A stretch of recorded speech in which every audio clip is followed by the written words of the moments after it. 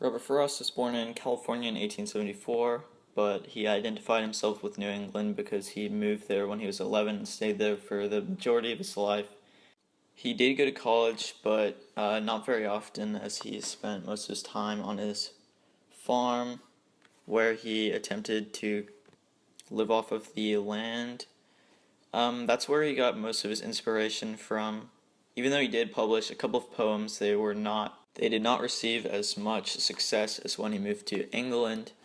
The publishers actually came crawling back to him, and he famously gave them the same poems that they turned down years ago. Although he had a lot of publishing success now, his life was pretty tragic as all of his children either ended up dying early or having birth defects, which is why in a lot of his poems a recurring theme of them is youth, especially in the poem Birches, where he mentions a boy swinging on the trees. The other part of his life that shows up frequently throughout his poems is the setting of nature, because he composes a lot of his poems on the farm and turns out to enjoy and adapt to rural life, and it ends up becoming part of his identity as a poet. Robert Frost incorporates the theme of man and the natural world into his poem Birches, with a very famous tradition in American history, the Transcendentalist tradition. The Transcendentalist tradition became very popular as many Americans started to venture west in search of new lands. These Americans worked long and grueling hours and sacrificed much of their time. This quote, "Where your face burns and tickles with the cobwebs broken across it, and one's eyes is weeping," shows the sacrifice that had been made in their journey into the frontier. So, in the theme man and the natural world, the whole imagery comes to the very concept of birches, specifically the birch tree's motion of swinging. So, in the poem, the birch is swinging between the ground and the sky. The ground represents the earth, and the sky represents heaven.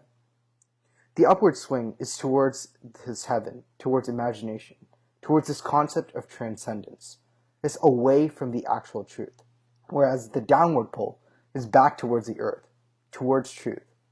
So, if we climb trees, this means that we're reaching for transcendence. Complete transcendence would occur if we actually stayed in the tree. But the narrator in the story rejects this extreme.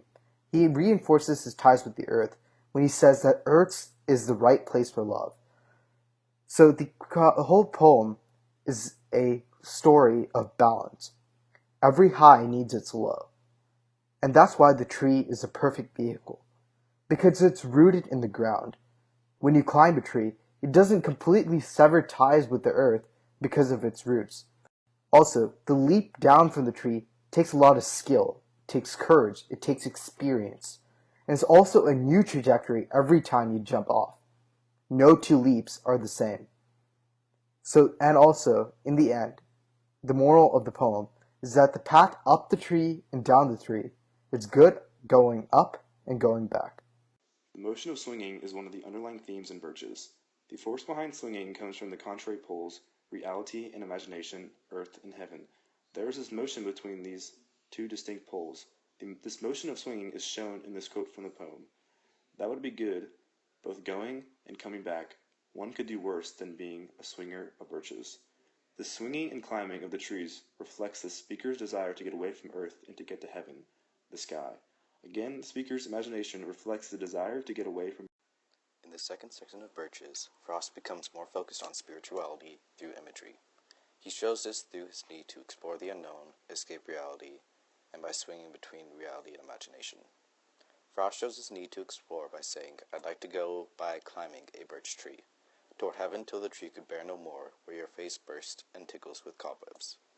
His idea of climbing up a tree is a demonstration of his need to go away from earth and reality through climbing. The idea of escaping is prominent, however he finds himself always coming back to reality. He flung outward, kicking his way down through the air to the ground, showing how he is unable to escape and must learn to accept it. Finally, the motif of swinging is linked with the idea of going back and forth between reality and imagination. "But dipped its top and sent me down again. That would be good both going and coming back." The innocence of youth is also a theme in Birches. In the first lines of the poem, it is read, When I see birches bend to left and right across the lines of straighter, darker trees, I like to think some boy's been swinging them, but swinging doesn't bend them down to stay as ice storms do. The speaker dreams that the swinging of the birches is caused by the little boy, but is caused by ice storms. Frost incorporates this innocence to youth in their dealings with the natural world. Youth do not have responsibilities and duties. Youth are free to swing freely. However, adults are not able to do this. Speaker's imagination of being a child again reflects his desire to be innocent. This is shown in this quote: "So was I once myself a swinger of birches, and so I dream of going back to be. It's when I'm weary of considerations, and life is too much like a pathless wood." So, for the whole concept of youth, Frost in the poem of Birches uses this concept of aging trees. These birch trees are aged. These birch trees symbolize adolescence, adulthood, and this concept of reality versus imagination. The images of childhood transforming into adulthood is demonstrated through this symbolism. The darker birch trees represent adulthood compared to white or lighter bark for childhood.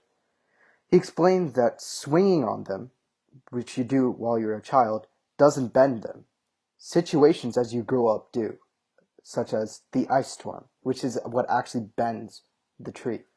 He uses in the poem, "Across the line of straighter, darker trees, I like to think some boy's been swinging on them. But swinging doesn't bend them down to stay." These are lines 2 and 4. Also, trees are also rooted in the ground, so climbing them doesn't actually sever the ties with earth. We see this in lines 55 through 57, that he says, "Climb black branches up a snow-white trunk toward heaven, till the tree could bear no more, but dipped its top and set me down again. For the tree not to bear any more, it would have to die, for the man to depart earth to his imagination. But it doesn't, so he's sent back to reality."